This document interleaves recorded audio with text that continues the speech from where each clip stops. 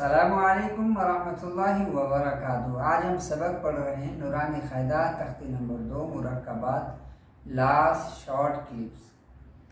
آج ہم اس سبق میں آپ کو بتائیں گے جب تختی نمبر 2 مکمل ہو جائے تو طالب علم کو قرآن کریم کی آیات میں سے حروف کی پہچان کرائی جائے۔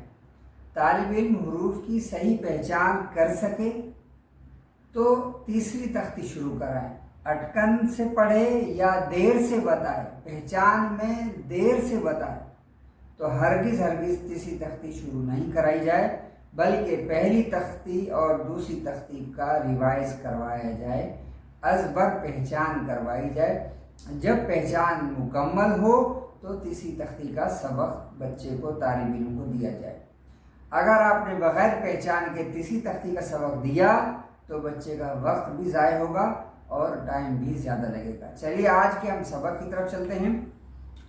میم میم، حمزہ حمزہ الف، حمزہ واو۔ قرآن کریم میں یہ حمزہ بشکل الف ہے یا حمزہ بشکل واو۔